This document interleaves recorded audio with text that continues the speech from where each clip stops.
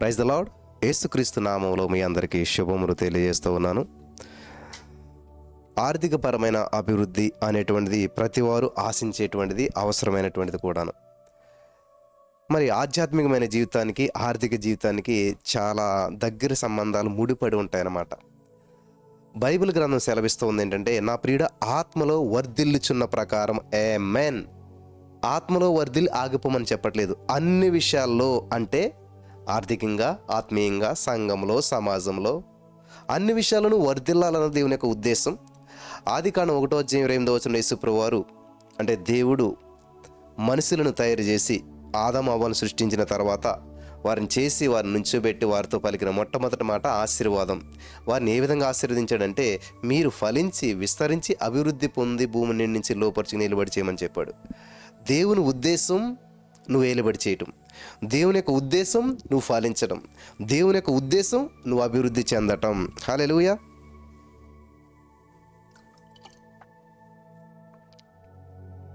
ఈ సత్యాన్ని మీరు గ్రహిస్తున్నారని చెప్పి నేను నమ్ముతున్నాను. కాబట్టి చాలామంది ఈ యొక్క ఆశీర్వాదాన్ని, అభివృద్ధిని చాలామంది ఇష్టపడరు. అంటే ఒకవేళ ఆశీర్వాదం వస్తే ఎక్కడ దేవునికి దూరం అయిపోతామని కొంతమంది భయపడతారు. అలా భయపడితే వద్దులేండి. ఎంత ఆశ్రయించబడినా సరే నేను ఇంకా దేవునికి దగ్గర అవుతాను అనుకున్నప్పుడే ఆశీర్వాదాన్ని మనం అంగీకరించాలి. ఎందుకంటే దేవునికి దూరం చేసి ఆశీర్వాదమే కాదు. అయితే మనం విత్తుట కోయుట నియమంలో ఉపమానం గురించి, విత్తుట కోయు అనే ఉపమానం గురించి మనం నేర్చుకుంటూ వచ్చాం. అక్కడ దేవుడు చెప్పినటువంటి ఆ యొక్క ఉపమానంలో 30, 60, 100 అంతల పంట కనిపిస్తూ ఉంది. ఎందుకన్నా తేడా వచ్చింది? అక్కడ చూస్తే ఈ యొక్క ఉపమానం మీరు గమనించినట్లయితే విత్తనం మారలేదు, విత్తేటువంటి వ్యక్తి మారలేదు, ఫలితం మాత్రం మారిపోయింది. ఎందుకంటే నేల యొక్క స్థితిపైనే ఆ ఫలితం అంతా కూడా ఆధారపడ్డది. అందుకే ఇప్పుడు ఒక్కొక్క నేల గురించి మనం వివరంగా పరిశీలించేద్దాం.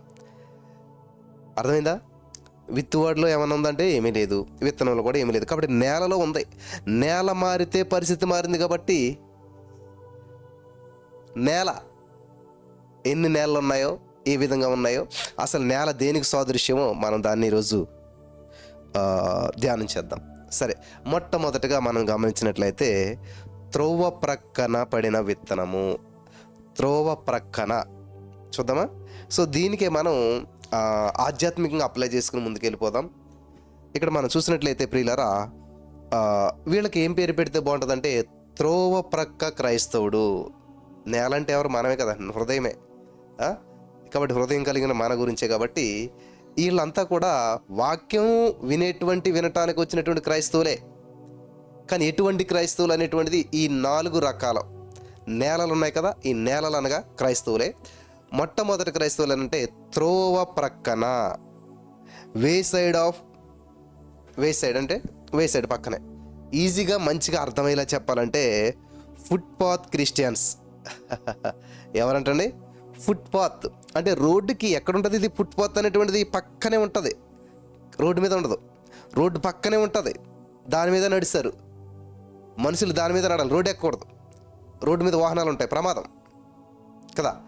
ఇలాగ ఈ ఫుట్పాత్ క్రైస్తవులు అంటే ఏంటంటే వీళ్ళనమాట, వే సైడ్ ఫుట్పాత్ క్రైస్తవులు అంటారన్నమాట. అంటే వీరు దేవుని వాక్యాన్ని వింటారు కానీ గ్రహించరు. ఈ ఫుట్పాత్ క్రైస్తవులు ఎటువంటి వారంటే దేవుని వాక్యం చాలా శ్రద్ధగా విన్నట్టుగా వింటారు కానీ దాన్ని గ్రహించరు, అంటే అర్థం చేసుకోరు అన్నమాట. వాక్యం విత్తబడిన వెంటనే పక్షులు వస్తాయి. అవి మరి ఈ మాట చెప్పింది యేసుప్రభువే. వాక్యం వింటారు శ్రద్ధగాను, అర్థం చేసుకోరు, ఈ లోపల పక్షులు వెంటనే వస్తాయి అని చెప్పి యేసుప్రభువు అన్నారు. ఇక్కడ పక్షులు అంటే ఎవరు? నీలో ఉన్న దోచుకునేవాడు ఎవడు? దొంగ ఎవడు? వాడు దొంగ, దోచుకునేవాడు, నాశనానికి కర్త. అంటే నీ పంట నాశనం చేసేవాడు, నీ జీవితం నాశనం చేసేవాడు, నీ హృదయంలో వాక్యము మొలకెత్తకుండా ఎత్తుకుని పోయేటువంటి ఓ దొంగ ఒకడున్నాడు. ఎవడాడు? సైతాన్గాడు. సో ఇక్కడ పక్షులు అనగా సైతాన్గాడు. సో దేవుడు చెప్పినటువంటి ప్రతి ఉపమానంలో చాలా ఆధ్యాత్మికమైన అర్థాలు దాగి ఉన్నాయి. మన ఆధ్యాత్మికమైనటువంటి జీవితం బాగుపడకపోవటానికి, ఆర్థికంగా అభివృద్ధి చెందకపోవడానికి కారణం ఏంటంటే ఆత్మలో వర్ధిల్లాలి. ఆత్మలో వర్ధిల్లకపోవటం వల్లే అన్ని విషయాల్లో వర్ధిల్లలేకపోతున్నాం మనం. జాగ్రత్తగా గమనించాలి ప్రియులారా. ఒకవేళ నీ ఉద్యోగంలో, నీ ప్రొఫెషన్లో, నీ యొక్క పనులు నువ్వు వర్ధిల్లుతున్నట్టు నువ్వు కనిపించినా కానీ అది ఎలాంటిదంటే ఆరోగ్యవంతమైనటువంటి సన్ననకాలు కంటే లావైన బోధకాలు మేలని ఎవరైనా అనుకుంటారా? నో. ఈ ఫైలేరియా ఉన్న కాలు ఇంత లావు ఉంటుంది బోధకాలు, కానీ చాలా లావుగా ఉన్నట్టుంటుంది, కానీ దాన్ని బట్టి ఎవ్వరు కూడా సంతోషించరు. అలాగే ఈరోజు నువ్వు దేవుడు లేకుండా, దేవుని కాకుండా, దేవునికి విరోధంగా, దేవునికి సంబంధం లేకుండా నువ్వు ఎంత డెవలప్ చెందినా, ఎంత ఆశీర్వాదాన్ని చవి చూసిన అద్భుతాన్ని నువ్వు పొందుకున్నా అది దేవుడికి మహిమ రాదు, అది దేవుని నామానికి ఉపయోగపడదు. హల్లెలూయా. జాగ్రత్తగా వినాలి. ఆర్థికపరమైన విషయాల్లో అభివృద్ధి చెందాలంటే నువ్వు ఆత్మలో వర్ధిల్లాలి, వాక్యం తెలుసుకోవాలి. సత్యం మిమ్మల్ని స్వతంత్రంగా చేస్తుంది. ఎప్పుడైతే వాక్యపు సత్యంలో నువ్వు వెళ్తావో ఖచ్చితంగా నీ అప్పు నుంచి నువ్వు బయటపడతావు, నీ రోగం నుంచి నువ్వు బయటపడతావు, నీ బంధకాల నుంచి బయటపడతావు. నేను బయటపడ్డాను. ఈరోజున అనేక మంది బయటపడతా ఉన్నారు. నిన్న ఒక సహోదరు నాకు ఫోన్ చేసి చెప్పింది, అయ్యా నాకు అంతగా పెద్ద చదువు రాదు కానీ ఇలా యూట్యూబ్ ఓపెన్ చేస్తే ఇలా వచ్చింది. ప్రతిరోజు ఏదో సమస్య, బాధలు, నొప్పులు, ఏదో అనారోగ్యము. కానీ ఒకరోజు మార్నింగ్ అది మీది వింటుంటే మీరు స్తుతించే విధానం, మీరు దేవుని మహింపరిచే విధానం నా హృదయం ఆకట్టుకుంది. నేను కూడా thank you Jesus, I am healed, నేను మరి ఆ యొక్క స్వస్థత పొందాను, నేను ఆరోగ్యవంతురాలు, నేను బలవంతురాలు అని ఎప్పుడైతే చెప్తూ ఉన్నానో తెలియకుండానే నా యొక్క మనసులో ఆ యొక్క పాజిటివ్ ఎనర్జీ పాస్ అవుతూ వచ్చింది. దేవుని శక్తి నాలోకి రావడం ప్రారంభించింది. రోగాలన్నీ పోయాయి, ఆరోగ్యవంతంగా నెమ్మది కలిగి ఉన్నాను. ఎలా జరిగింది ఇదంతాను? వినటం వల్ల, పలకటం వల్ల, పాటించడం వల్ల. ఆమేన్, ఆమేన్, హల్లెలూయా. ఈరోజు నీ మాటలు విన్న ప్రియమైనటువంటి సహోదరుడా, ఈ వాక్యం వింటే అప్పులు తీరుతాయా? ఈ లైవ్లో కూర్చుంటే అప్పులు తీరుతాయా? దేవుని వాక్యం ద్వారా నా సమస్య పరిష్కరించబడుతుందా అనేటువంటి వారు చాలామంది ఉన్నారు. గమనించాలి. విమర్శించే వాళ్ళను పట్టించుకోవద్దు. యేసుక్రీస్తు వారి గురించి చెడుగా మాట్లాడే వారి గురించి పట్టించుకోవద్దు. ఎందుకంటే క్రీస్తుని గూర్చిన వార్త నశించుతున్న వారికి వెరుతనం. ఈ బైబిల్లో ఉన్న సూత్రాలు అందరికీ అర్థం కావు. అర్థం కాని వాళ్ళ గురించి మనం ఆలోచించి సమయం వృధా చేసుకోవద్దు. విమర్శించే వాళ్ళ గురించి నువ్వు పట్టించుకు నువ్వు సమయం వృధా చేసుకోవద్దు. నీ ప్రయాణం ఆగిపోనివద్దు. నువ్వు ముందుకెళ్ళటం ఆగిపోవద్దు. ముందుకెళ్ళేవాడిని ముళ్ళు ఎప్పుడు ఆపలేవు. నువ్వు ముందుకెళ్ళే వ్యక్తి అయితే ఎదుటి వ్యక్తులు వేసేటువంటి ముళ్ళ లాంటి మాటలు నిన్ను ఆపలేవు. కాబట్టి నువ్వు ఒక ఫుట్పాత్ క్రైస్తవుడిగా నువ్వు ఉండిపోయినట్లయితే దేవుని వాక్యం వింటావు కానీ దాన్ని అర్థం చేసుకోవు, దాన్ని పాటించవు, గ్రహించవు. ఆ సైతానుగాడు ఎత్తుకుపోయేటువంటి అవకాశం నువ్వు ఇస్తావు, వాడు ఎత్తుకుపోతుంటుంటాడు. కాబట్టి ఇక్కడ ఈ లైవ్లో కూర్చుంటే, ఈ వాక్యాలు వింటే, ఆ యూట్యూబ్ దగ్గర నుండి ఎక్కడో ఆయన చెప్తున్న మెసేజ్ నేను వింటే నాకేమో నో, సత్యము మిమ్మల్ని స్వతంత్రం చేస్తుంది. దేవుని వాక్యం వెళ్ళడుగుతాడని వెలుగు కలుగుతుందంట. ఈరోజు నీకు కోట్ల అప్పు ఉండొచ్చు, మరి ప్రపంచంలో ఎక్కడికి వెళ్ళినా నీ పరిష్కరించిన సమస్య ఉండొచ్చు, కానీ వన్ వర్డ్ ఫ్రమ్ గాడ్, దేవుని నోట నుంచి వచ్చిన ఒక మాట అంటే దేవుని బూర నేను ఇప్పుడు ఆయన నన్ను వాడుకుంటున్నాడు. కాబట్టి ఆయన మాట విడుదల చేయాలి. దేవుడి మాటను స్పష్టంగా వినలేవు, స్వయంగా వినలేవు. కాబట్టి ఏం చేస్తాడు? ఇలాగ దేవుడు ఎవరికైనా వాడుకుని వారి ద్వారా వాక్యం ద్వారా మాట్లాడుతుంటాడు. ఇప్పుడు దేవుడు నీకు సొల్యూషన్ విడుదల చేస్తూ ఉండొచ్చు, నీ సమస్యకు పరిష్కారం ఈ మాటలో ఉండొచ్చు. నువ్వు ఎప్పుడైతే వీటిని విని గ్రహించి వాటిని అంగీకరించావో, yes I'm believing, I'm receiving అని చెప్పి నువ్వు నమ్ముతావో, ఆటోమేటిక్గా నీకున్న సమస్య ఏదైనా సరే పరిష్కరించబడుతుంది. సింపుల్. ఈరోజున అనేక మంది చూడండి, బైబిల్లో చూడొచ్చు, లేకపోతే ఈ యొక్క వాక్యం విన్నటువంటి వారి సాక్ష్యాలు మీరు చూడొచ్చు. ఏమీ లేదు, మేము ఇలా పలికాము, ఇలా జరిగింది, మా పిల్లడికి జాబ్ లేదు కానీ థ్యాంక్ యూ జాబ్ ఇచ్చినందుకు కొందనాలు. సింపులే కదా. ఎంత దూరం వెళ్ళారు, ఏం చేశారు, ఏం ప్రయాసపడ్డారు? పలికారు. పలక ఏమైంది? పరిస్థితులు ప్రతికూలమైనాయి, అన్నీ కూడా అనుకూలంగా మార్చబడాయి. అద్భుతాన్ని స్వతంత్రించుకున్నారు. ఎంత అద్భుతం! అంతేగాని ఎవరు వచ్చి ఇలా జరుగుతుందా, ఇలా థ్యాంక్ యూస్ అనేది ఏదో మోసం, మిమ్మల్ని ఏదో ట్రాప్లో పడేస్తారు, ఏదో కొత్త దాంట్లో నడిపిస్తున్నారు కాబట్టి దీనివల్ల లేదు. సరే, వాళ్ళు చెప్పారు, మీ సమస్యకు పరిష్కారం వాళ్ళు చెప్పమనండి, మీరు అనుభవిస్తున్న సమస్యకు సొల్యూషన్ వాళ్ళు చూపించమనండి. చేయరు.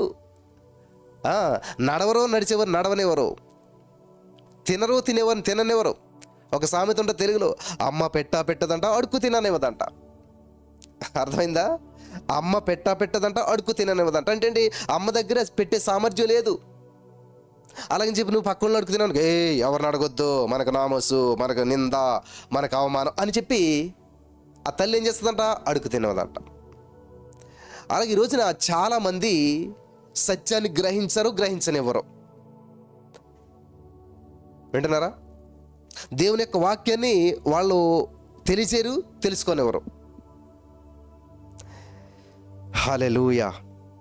కాబట్టి ఇక్కడ దేవుని వాక్యం సెలవిస్తుందంటే 1 పేతురు 5:8 నిబ్బరమైన బుద్ధి వాళ్ళవారే మెలకుగా ఉండి మీ విరోధైన అపవాది గర్జించే సింహాలు ఎవరు మింగుదరాని వెతుకుచూ తిరుగుతున్నాడు. ఇక్కడ పక్షులు వచ్చి ఆ విత్తనాలు మింగివేశాయి. జాగ్రత్తగా గమనించాలి. పక్షులు వచ్చి ఆ విత్తనాలు మింగేశాయంట. ఎవడో పక్షి ఎవడు ఇక్కడ? ఏమిటి పక్షులు అంటే గర్జించు సింహం. అంటే సింహం అంటే ఎవడు? పక్షి అంటే ఎవడు? అన్నీ సైతానుగాడే. చూడండి, రకరకాల సారూప్యాలతో దేవుడు వివరిస్తూ వస్తూ ఉన్నాడు. సందర్భాన్ని బట్టి సింహం అంటే యూదాగోత్ర సింహం యేసయ్యే. ఎస్,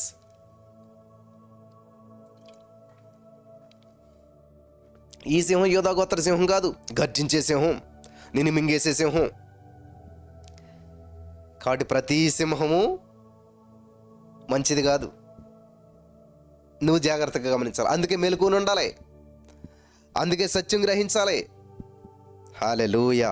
సత్యము మిమ్మల్ని స్వతంత్రంగా చేస్తుంది. మీకున్న సమస్య నుంచి మిమ్మల్ని బయటపడేలా చేస్తుంది. మీకున్న బంధకాల నుంచి మిమ్మల్ని బయటపడేలా చేస్తుంది. ఏ అప్పు నుంచి అయినా వాక్యం విడుదల చేస్తుంది. నమ్మరు చాలామంది. ఎవరు వచ్చి హెల్ప్ చేస్తారండి? వాళ్ళు విడిపిస్తారు. నమ్మినంత కాలం నువ్వు మోసపోతూనే ఉంటావు, లాసిపోతూనే ఉంటావు, నీ అప్పు పెరుగుతూనే ఉంటుంది. నా జీవితంలో అదే జరిగింది ప్రియులారా. ఎప్పుడైతే దేవుని వాక్యాన్ని పట్టుకున్నానో, ఇందాక ఒక సహోదరు నాతో అంటే చాలా ఆశ్చర్యం అనిపించింది. అన్న, నాకు ఎవరో సహాయం చేస్తారు, ఏదో చేస్తారు చూసినంతకాలం ఏం జరగలేదు, కానీ ఇదిగో ఈ థ్యాంక్ యూ జీసస్ చెప్పడం వల్ల, ఈ యొక్క దేవుని పని చేయటం వల్ల అద్భుతాలు నేను చూస్తూ ఉన్నాను, ఆశీర్వాదం నేను అనుభవిస్తున్నాను, ఆర్థిక పరమైన పంట నేను కోస్తూ ఉన్నాను. ఆమేన్, ఆమేన్. నా అవసరతలన్నీ తీర్చబడతా ఉన్నాయి. Mighty miracles in the name of Jesus. Hallelujah. చూసారా, దేవుడు నీకు కావలసిన ఏర్పాటు ఎప్పుడో చేశాడు. అది సత్యం. కాబట్టి సైతానుడు ఎప్పుడు కూడా వాక్యాన్ని ఎత్తుకొని పోవటానికి, దొంగిలించటానికి ఆడు ప్రయత్నం చేస్తూనే ఉంటాడు నిరంతరం. ఎందుకంటే వాక్యం నీలో పడ్డదంటే, వాక్యం నీలో ఫలించిందంటే, వాక్యం ఫలించడం ప్రారంభించిందంటే నువ్వు పంటను అనుభవిస్తూనే ఉంటావు, నువ్వు ఫలితాలను చూస్తూనే ఉంటావు. నువ్వు ఇంకా పడిపోవు, నువ్వు ఇంకా పతనమైపోవు. వాక్యాన్ని పట్టుకున్నవాడు, ఎందుకంటే యేసయ్య తన నామానికంటే వాక్యాన్ని హెచ్చించాడంట. వాక్యం అంతా పవర్ఫుల్ కాబట్టి ఆ వాక్యాన్ని నీలో పడనివ్వడు, పడినా ఫలించనివ్వడు, దాన్ని మొలకెత్తనివ్వడు. వాడు ఏం చేస్తాడంటే అలా విత్తనం వాక్యం పడ్డ వెంటనే నీ మనసులోంచి ఎత్తుకుపోతాడు. జాగ్రత్తగా గమనించకపోదినట్లయితే నా ప్రియులారా, ఈ రోజున ఏదో ఆటోమేటిక్గా యూట్యూబ్ ఓపెన్ చేస్తే నువ్వు వచ్చావు అనుకుంటున్నావేమో, లేకపోతే ఏదో ఆర్థికపరమైన విడుదల పొందుదని నువ్వు వచ్చాను అనుకుంటున్నావేమో. No no no no. దేవుడు ఒక ప్రత్యేకమైన ప్రణాళికతో, ఒక ఉద్దేశంతో దేవుడు నిన్ను ఇక్కడ తీసుకుని వచ్చాడు. ఈ వాక్యం వినటం ద్వారా నీ మనసులో నెమ్మది వస్తుంది.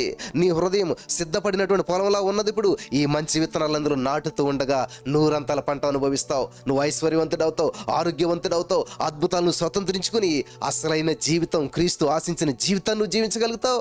ఆమేన్. హల్లెలూయా. నా జీవితం అంతా కూడా, నా హృదయం అంతా ముళ్ళ పొదగా మార్చినంత కాలం అంతా కూడా గందరగోళం, చిరాకు, చింత, సమస్య, లాసు, నష్టం. కానీ దీన్ని ఎప్పుడైతే సారవంతమైన పొలంగా మార్చేసి దేవుని వాక్యాలు విత్తడం ప్రారంభించానో, ఆ రోజు విత్తిన విత్తనాలన్నీ కూడా ఈరోజు పంట పంట పంట సమృద్ధి అయిన పంట పంట పంట ఇస్తూనే ఉన్నాయి. Mighty miracles in the name of Jesus. ఎవని మనసు నా మీద అనుకుంటుందో వాడు పూర్ణ శాంతి గలవానిగా ఉంటాడు. ఏ మేలు కొదువై ఉండదు. Hallelujah. In the name of Jesus. Hallelujah. Oh mighty miracles in the name of Jesus. Holy spirit of God, thank you Jesus. చాలా అద్భుతమైన విషయాలు పరిశుద్ధాత్మ దేవుడు మనకు తెలియజేస్తూ ఉన్నాడు. కాబట్టి విశ్వాసం గల వారికి కొదువేమీ ఉండదంట. ఇక్కడ ఈ త్రోవ పక్క పడినటువంటి క్రైస్తవులు ఎవరంటే ఫుట్పాత్ క్రిస్టియన్స్ అన్నమాట. చక్కగా వాక్యం విన్నారు, కానీ గ్రహించరు, అర్థం చేసుకోరు. మాస్టర్ చెప్పిన పాట విన్నట్టుగానే అలా కూర్చునుంటే మైండ్ ఆబ్సెంట్, బాడీ ప్రజెంట్, ఫలితం జీరో. ఈరోజు చాలామంది క్రైస్తవ జీవితాలు అలాగే ఉన్నాయన్నమాట. 10 సంవత్సరాలు బట్టి, 25 సంవత్సరాలు బట్టి, 50 సంవత్సరాలు బట్టి క్రిస్టియన్స్, క్రైస్తవులమే, కానీ ఏ ఫలితం లేదే, ఏ సాక్ష్యం లేదే, ఏ విధమైనటువంటి ఉపయోగం లేదే. మరి ఎందుకంట? యేసు ప్రభువారు ఈ లోకంలో జన్మించారు, 8 సంవత్సరాలకి సువార్త పరిచర్య ప్రారంభించారు, కానీ యూదుల ఆచారం ప్రకారం 30 సంవత్సరాలు వస్తే కానీ అక్కడ సమాజంలో ప్రకటించడానికి లేదు. 30 సంవత్సరాలకు వెయిట్ చేశాడు ఆయన. 30 సంవత్సరాల పరిచర్య ప్రారంభించాడు. కేవలం 3.5 సంవత్సరాల ప్రపంచాన్ని ప్రభావితం చేసేసాడు. హల్లెలూయా. మరి ఎన్ని సంవత్సరాలైంది బాప్తిసం పొంది మీరు? ఎన్ని సంవత్సరాలైంది యేసుని అంగీకరించి? ఎన్ని సంవత్సరాలైంది యేసు ప్రభువు దగ్గరికి వచ్చి? ఏ ఫలితం ఉన్నది? కనీసం నీకున్న చిన్న అప్పు నుంచి నువ్వు బయటపడగలిగావా? కనీసం నీకున్న చిన్న రోగం నుంచి నువ్వు బయటపడగలిగావా? ఏది సాక్ష్యం ఎక్కడ ఉన్నది? వాక్యం లేదు కదా. వాక్యాన్ని విత్తితే కదా, వాక్యం హృదయంలో నాటబడితే కదా వాక్యం నుంచి సాక్ష్యం వస్తుంది. కానీ నువ్వు సాక్ష్యం వింటావు, నీ విశ్వాసాన్ని బలపరచుకుంటూ ఆగిపోతావు. సాక్ష్యం విన్న తర్వాత నువ్వు ఏం చేయాలంటే వాక్యంలోకి రావాలి. హల్లెలూయా. వాక్యాన్ని పట్టుకోవాలి, వాక్యాన్ని ప్రకటించాలి. చూడండి, ఒక ఆవిడ సాక్ష్యం చెప్తా, థ్యాంక్ యూ చేసి చెప్పాను, ఇలా జరిగిందని చెప్పి. మరి నువ్వేం చేయాలప్పుడు? వాక్యాన్ని గ్రహించి, దేవుడు ఎంత వాళ్ళటువంటి గ్రహించి ఆయన కృతజ్ఞతలు చెప్తూ ఉండాలి. థ్యాంక్ యూ జీసస్, నా జీవితంలో నువ్వు కార్యం చేసినందుకు వందనాలు యేసయ్యా. హల్లెలూయా.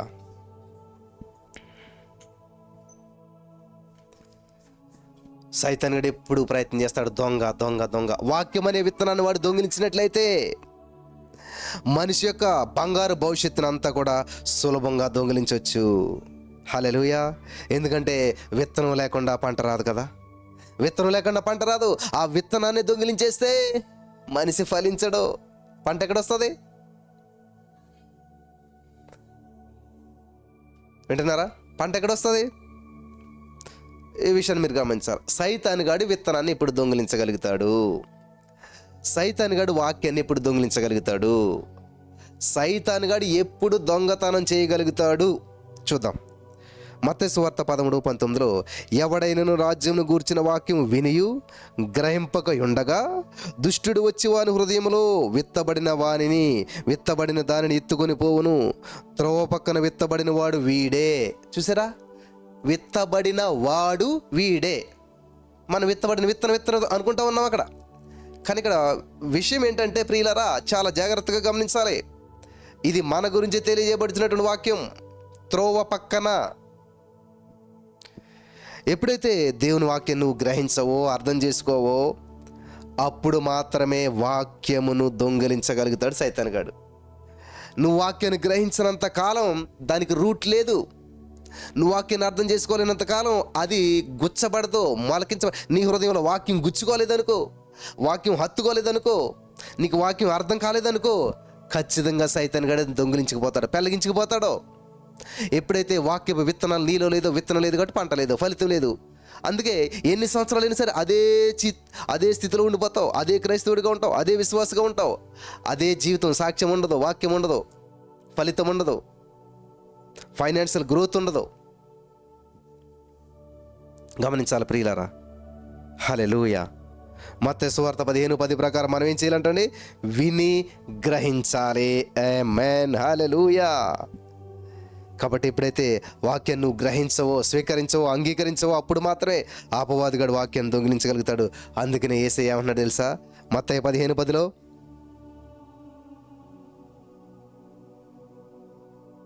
విని గ్రహించండి. Thank you Jesus. బ్రదర్, మేము వింటున్నాం బ్రదర్, కానీ మాకు అర్థం కావట్లేదు, గ్రహించలేకపోతున్నాం. ఏదో ఆచారం అయిపోతుంది కానీ గ్రహించలేకపోతున్నాం, మరి ఏం చేయాలి? ఇది చాలామంది వేసే ప్రశ్న. మేము గ్రహించలేకపోతున్నాం అని మీలో చాలామంది అంటూ ఉన్నారు. మరి ఏం చేయాలి అంటే, అసలు వాక్యాన్ని గ్రహించలేకపోవడం కారణం ఏంటి చూద్దాం. వాక్యం ప్రకారంగానే చూద్దాం. వాక్యాన్ని గ్రహించకుండా ఉండటానికి కారణం ఏంటంటే, హెబ్రీ పత్రిక 5:11 ఇందుని గురించి మేము చెప్పవలసిన అనేక సంగతులున్నాయి కానీ మీరు వినుటకు మందులైనందున వాటిని విశదపరచుట కష్టము. విన్నారా? వినుటకు మందులైనందున వాటిని విశదపరచుట కష్టము. నిజంగా దేవుని మీద ఆధారపడినప్పుడు ఏమవుతుందో తెలుసా? అద్భుతాలు సృష్టిస్తాం. నేను సండే మెసేజ్కి సిద్ధపడుతున్నప్పుడే శరీరంలో ఏదో తెలియనటువంటిది వచ్చి అటాక్ చేస్తూ ఉంది. బాడీని అంతా నీరసపరుస్తూ ఉంది, బలహీనపరుస్తూ ఉంది, ఫీవర్లా వస్తూ ఉంది. నాకు అర్థమవుతుంది, నేను ఒక అమూల్యమైనటువంటి ఒక అద్భుతమైన పని చేయబోతున్నాను, దేవుని యొక్క వాక్యాన్ని విడుదల చేస్తాను, నేను యాక్సెప్ట్ చేయను అని చెప్పినప్పుడు ఎలాగైతే బలం తెచ్చుకుని వాక్యం చెప్పగలిగాను. కానీ ఇంటికి వచ్చిన తర్వాత మరలా బలహీనత ఏలుబడి చేసింది. సరే అని అలా పడుకునేసరికి మొత్తం ముక్కు నుంచి వాటరు, కోల్డ్, బాడీ అంతా పెయిన్స్, ఇంకా సహకరించట్లేదు, వెళ్ళిపోయింది ఎటు. నాకు చాలామంది ఇచ్చిన సలహా ఏంటంటే చాలా రకాల ట్యాబ్లెట్స్ రిఫర్ చేస్తారు, ఇలా చేయండి, ఇలా చేయండి, ఇది వేసుకోండి, అది వేసుకోండి అని చెప్పేసి. సో అలా చేయండి, ఇలా చేయండి అని చెప్పి, ప్రభువా నేను ట్యాబ్లెట్ల జోలికి వెళ్ళను. డోలో 650 సంథింగ్ ఏదో ట్యాబ్లెట్ ఇచ్చింది నా వైఫ్, అది ఒకటి వేసుకున్నాను ఒక్కటే. నేను ట్యాబ్లెట్ల జోలికి అయితే వెళ్ళను, కానీ నేచురల్గా స్టీమ్ పట్టుకుంటాను, ఆవిరి పట్టుకుంటాను అని చెప్పి ప్రొద్దుట సాయంత్రం ఆవిరి పట్టాను. ప్రియరా, మీరు నమ్మరు, చూడండి, నా ముక్కులోంచి శ్వాస స్పష్టంగా వస్తుంది, కోల్డ్ కూడా లేదు, ఏమైపోయిందో. అంటే దేవుడు నమ్మదగిన వాడు, ఖచ్చితంగా చేస్తాడు, కొంచెం ఓపిక పట్టాలి మనం. పోనీ కోల్డ్ తగ్గుతుంది అనుకుందిలో కాఫ్ అటాక్ అయింది, మళ్ళీ అది ఇది కలిపి రాత్రి వరకు ఇబ్బంది పెట్టేశాయి, మార్నింగ్ కూడాను. కానీ దేవుని మహాకృపను బట్టి ఇవన్నీ కూడా నేను ఈరోజు పడుకున్నాను, రెస్ట్ తీసుకున్నాను, ఆ రెస్ట్లోనే అవి కూడా రెస్ట్ పోయాయి అనమాట. హల్లెలూయా, హల్లెలూయా, దేవునికి స్తోత్రం కలుగును గాక. కాబట్టి మందబుద్ధి, హెబ్రీ 5:11 ప్రకారం, మేము చెప్పవలసినవి అనేక సంగతులు ఉన్నాయి, కానీ మీరు వినుటకు మందులైనందున వాటిని విశదపరచడం కష్టం. చాలామంది వాక్యాన్ని ఆశతో శ్రద్ధగా వినరు. ఏదో వినాలి అన్నట్టు కదా, ఆశతో శ్రద్ధగా వినాలి. In the name of Jesus, hallelujah. ఆశతోటి శ్రద్ధగా వినాలి. అలా వింటలేదు కాబట్టే వాళ్ళు గ్రహించలేకపోతున్నారు, అంతే కదా. శ్రద్ధగా విన్నారనుకో, ఆశతో విన్నారనుకో, గ్రహించగలుగుతారు.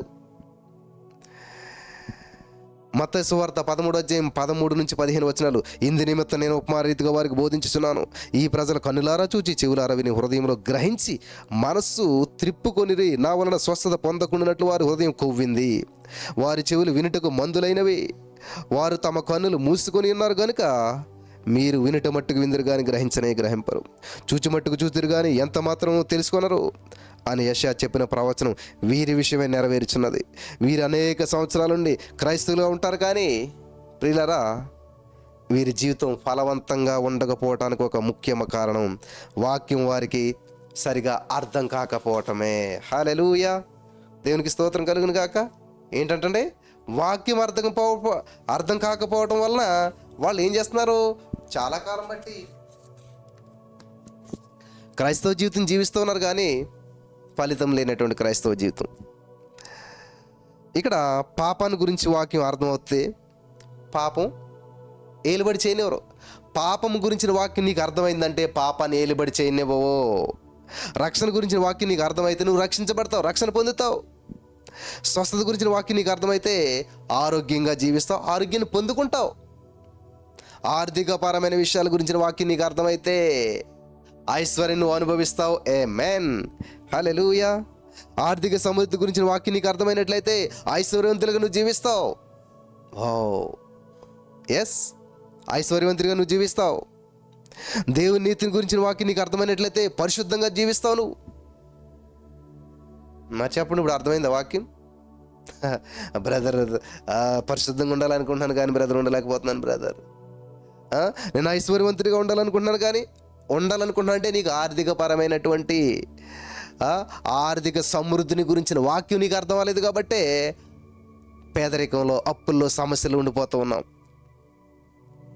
కృపను గురించి నీకు వాక్యం అర్థమైనట్లయితే ఈ లోకాన్ని జయించేవానిగా ఉంటావు. కృప నీకు పాపం చేయడానికి లైసెన్స్ కాదు, నీకు జయించడానికి సహాయం చేస్తుంది ప్రతి సమస్యను.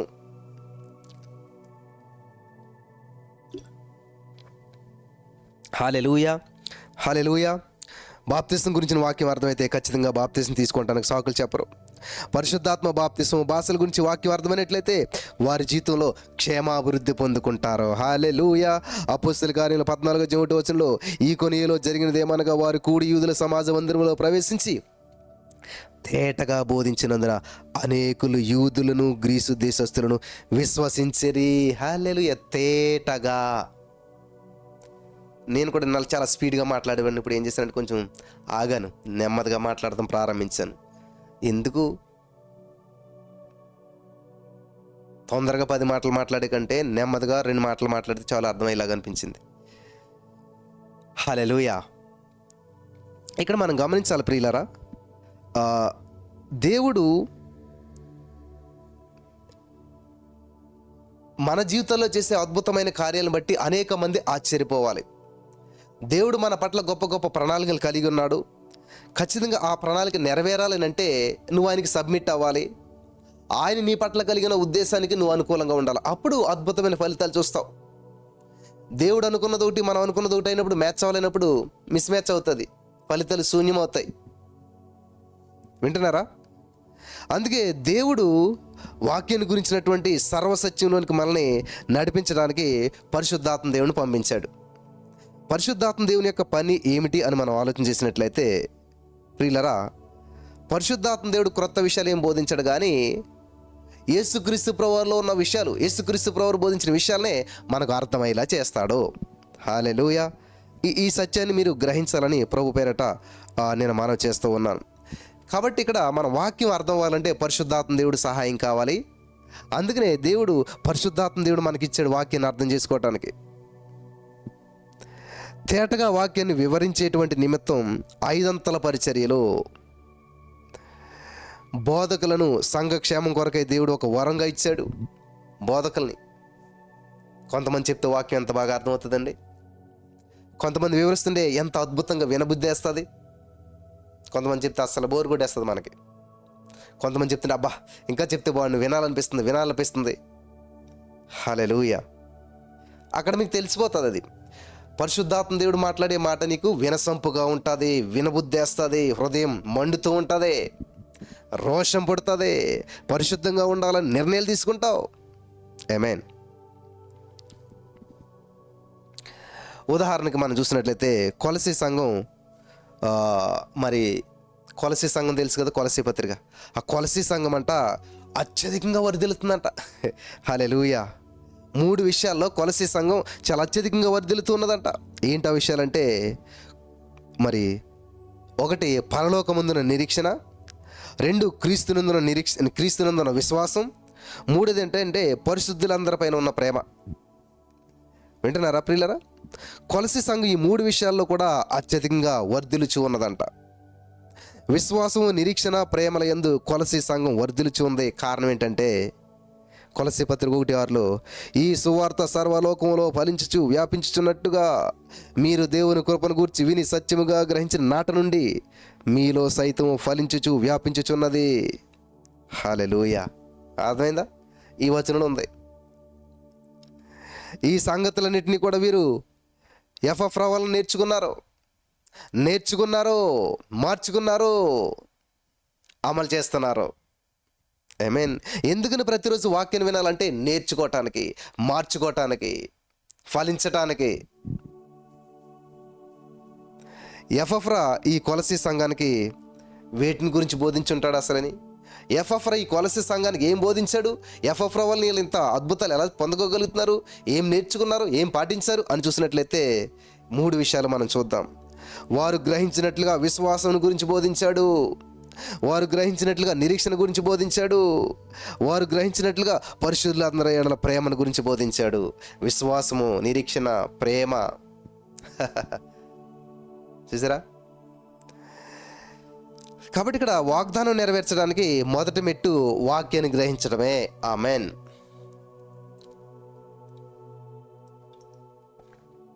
చాలామంది వాగ్దానం కార్డులను తీసి పెట్టుకుంటారు, గ్రహించరు, అది ఏంటో తెలీదు, దాన్ని పట్టుకెళ్ళి మళ్ళీ ఎవరు వివరించి చెప్తే కానీ తెలీదు. నీ వాగ్దాన నెరవేర్పుకు మొట్టమొదటి మెట్టు వాక్యాన్ని గ్రహించడమే. అంటే వాక్యంలో దేవుని చిత్తమును గ్రహించాలి. వాక్యంలో దేవుని చిత్తం ఏముంది అసలేంది? ఏ విషయంలోనైనా సరే దేవుని చిత్తం తెలియకపోతే నీలో విశ్వాసం ప్రారంభం కాలేదు. అసలు దేవుని చిత్తం నీకు తెలియకపోతే విశ్వాసం ప్రారంభం కాలేదు. ఇంకా అక్కడ faith begins when the light about God's word comes. హల్లెలూయా. ఆదికాండం 8:30-37 వచనాలు మనం చదివినట్లయితే, అపోస్తలుల కార్యములు 8:30-37 వచనాలు చదివినట్లయితే, పిలుపు దగ్గరకు పరిగెత్తుకుని పోయి అతడు ప్రవక్త యెషయా గ్రంథం చదువుచుండగా విని నీవు చదువునది గ్రహించున్నావా అని అడగగా, అతడు ఎవడైనా నాకు త్రోవ చూపుకుంటే నేను ఎలా గ్రహించగలను? చెప్పి రథమెక్కి తనతో కూర్చుండమని పిలుపుని వేడుకొనెను. చదువుతున్నాడు, గ్రహింపలేదు. ఈరోజు మనలో చాలామంది బైబిల్ చదువుతూనే ఉన్నారు, గ్రహించలేకపోతున్నాం. బైబిల్ ప్రతిరోజు చదువుతాం, 10 అధ్యాయాలు 5 అధ్యాయాలు, ఓకే మంచిదా, మంచిదే. గ్రహింపలేకపోతే ఉపయోగం లేకుండా అయిపోతుంది. చేస్తున్న పని మంచిదే, కానీ సరైన విధంగా చేయట్లేదు, గ్రహించే విధంగా చేయట్లేదు. పిలుపు ఏం చేయడంటే ఆ నపుంసకునికి వాక్యం తేటగా బోధించాడు, సిలువ కార్యాన్నంతా గ్రహించాడు, మారు మనసు పొందాడు, బాప్తిసం తీసుకున్నాడు, దేవుని కుమారుడిగా మారాడు. అది వాక్యం బోధించబడినప్పుడు నువ్వు గ్రహించినట్లయితే, స్వీకరించినట్లయితే ఫలిస్తావు, పైకొస్తావు, పరివర్తన చెందుతావు, దేవుని బిడ్డగా స్వీకరించబడతావు, దేవుని కుమారుడిగా మారిపోయాడు. కాబట్టి ప్రార్థనాపూర్వకంగా దేవుని వాక్యాన్ని గ్రహించినట్లుగా చదవాలి. ప్రార్థనాపూర్వకంగా దేవుని వాక్యం గ్రహించినట్లుగా మనం చదవాలన్నమాట. వినేటప్పుడు ఏం చేయాలి? మంచి నేలగా మారి ఫలించాలి. ఆమేన్, హల్లెలూయా, దేవునికి స్తోత్రం కలుగును గాక. కాబట్టి దేవుని వాక్యాన్ని గ్రహించేటప్పుడు, చదివేటప్పుడు, వినేటప్పుడు నువ్వు మంచి నేలగా అవుతావు, ఫలిస్తావు. విత్తువాడు వాక్యము చల్లడు, నాటలేడు.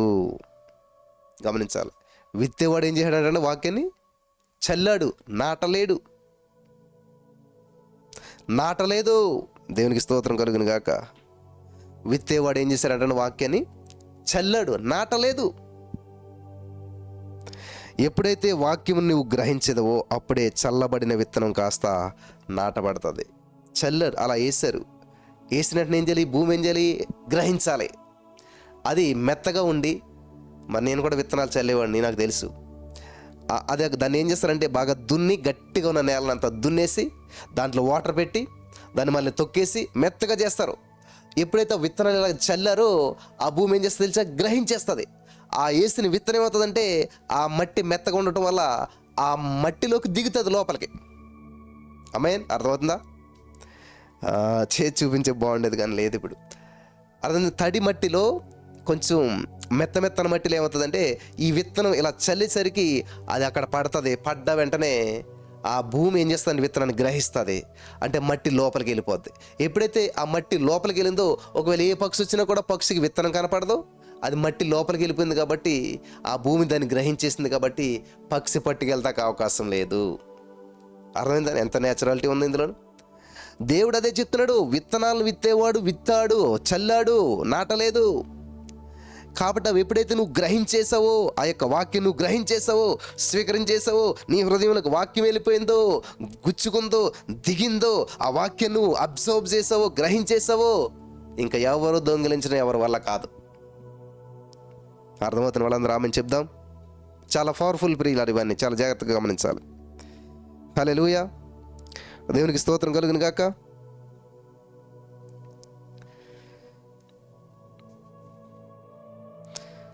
హల్లెలూయా. ఎప్పుడైతే నువ్వు వాక్యం గ్రహించావో అప్పుడే ఆ చల్లబడిన విత్తనం కాస్త నాటబడుతుంది. ఒకవేళ నువ్వు గ్రహించకుండా ఉన్నట్లయితే ఆ విత్తనం చల్లబడిన స్థితిలోనే ఉండిపోతుంది, చల్లడు ఆ స్థితిలో ఉండిపోతుంది. కాబట్టి పక్షులు అనేటువంటివి అనేకం వచ్చి అపవాది విత్తనాలు ఎత్తుకొని పోగలుగుతాడు. ఆ విత్తనం పైకి కనిపిస్తుంది, ఆ భూమి అబ్జర్వ్ చేయలేదు కాబట్టి సైతాన్గాడు, పక్షులు ఎత్తుకుపోతారనమాట. అందుకు నీ యొక్క అవసరాలకు సరిపడేటువంటి ప్రతి వాగ్దానం నువ్వు గ్రహించినట్లుగా నీ మనోనేత్రాలు తెరవమని చెప్పి ఎఫెసీ 1:17 ప్రకారం ప్రతిరోజు ప్రార్థన చేయాలి. లూకాసు వార్త 24:25 అప్పుడు వారు లేఖనములు గ్రహించినట్లుగా ఆయన వారి మనస్సు తెరచి 3 యోహాను 1:2 ప్రియుడా నీ ఆత్మ వర్ధిల్చిన ప్రకారం నీవు అన్ని విషయాల్లో వర్ధిల్చు సౌఖ్యంగా ఉండవాలని చెప్పి ప్రార్థిస్తున్నాను అంటున్నాడు ఇక్కడైనా. హల్లెలూయా, దేవునికి స్తోత్రం కలుగును గాక. అందుకే ఏ విశ్వాసైనా సరే వాక్య గ్రహింపులో ఎంత వర్ధిల్తాడో అంత మాత్రమే అన్ని రంగాల్లో వర్ధిల్తాడు. హల్లెలూయా. నేను బెస్ట్ ఎగ్జాంపుల్ ప్రియులారా. వాక్యాన్ని గ్రహించినంత కాలం తినటానికి తిండి లేక అంత లోటు, అంత సమస్య, అంత లాసు, అంత నష్టమే. వాక్యం సరిగ్గా చదవలేదు, చదివినా గ్రహించలేదు. ఎప్పుడైతే వాక్యాన్ని గ్రహించడం నేర్చుకున్నానో, వింటున్నారా? ఎప్పుడైతే వాక్యాన్ని గ్రహించడం నేర్చుకున్నానో వర్ధిల్లటం ప్రారంభించాను. అందుకే ఏ విశ్వాస అయినా సరే వాక్యపు గ్రహింపులో ఎంత వర్ధిల్లుతూ ఉంటాడో అంత మాత్రమే అన్ని రంగాల్లో వర్ధిల్లుతాడు. వాక్యంలో వర్ధిల్లేవాడే అన్ని రంగాల్లో వర్ధిల్లుతాడు. వాక్యం పట్ల నీకు ఎంత అవగాహన ఉందో అన్ని రంగాల్లో నువ్వు అంతగా వర్ధిల్లగలుగుతావు. వాక్యం పట్ల నీకు ఎంత అవగాహన ఉందో, ఎంత వర్ధిల్లుతావు వాక్యం వినటంలో, వాక్యం స్వీకరించడం, వాక్యం గ్రహింపులో, అన్ని రంగాల్లో అంతగా నువ్వు వర్ధిల్లుతావు. ఆమేన్. హల్లెలూయా. దేవునికి స్తోత్రం కలుగును గాక. కాబట్టి వాక్య గ్రహింపు లేకుండా ఏ విశ్వాసి కూడా, ఏ సేవకుడు కూడా ఎదగలేడు, ఏలలేరు, ఫలించలేరు. What a wonderful.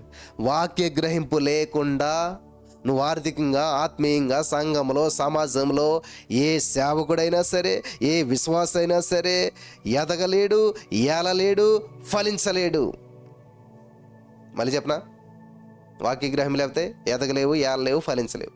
నువ్వు ఎదగాలనుకుంటున్నావు, ఏలుబడి చేయాలనుకుంటున్నావు, నువ్వు ఫలించాలనుకుంటున్నావు, వాక్య గ్రహింపు కావాలి ముందు. హల్లెలూయా.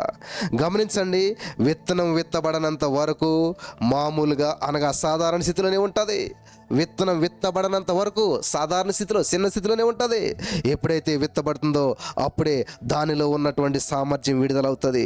ఎప్పుడైతే విత్తనం విత్తబడుతుందో, ఒక చింతగింజ చిన్నదే చేతిలో నుంచి చేపు, ఒక ఆవుగింజ చిన్నదే చేతిలో నుంచి చేపు, దాన్ని ఎప్పుడైతే నువ్వు విడిచిపెట్టావో, ఎప్పుడైతే విత్తావో అప్పుడు దానిలో సామర్థ్యం బయటపడుతుంది. Hallelujah. Seed is powerless until it gets planted. Seed is powerless until it get planted. ఆ యొక్క విత్తనం విత్తబడనంత వరకు పవర్లెస్సే. In the name of Jesus. దేవుని యొక్క వాక్యం బైబిల్లోనే ఉన్నంతకాలం నీకే విధమైన ఉపయోగం లేదు. పవర్లెస్.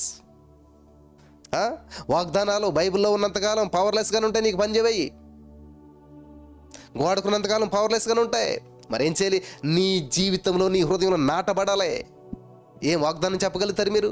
ఈ రోజున గుండెల మీద చేసుకుని చెప్పండి, ఎన్ని వాగ్దానాలు మీరు ప్రవచించగలుగుతారు, ఎన్ని వాగ్దానాలు మీరు పలకగలుగుతారు?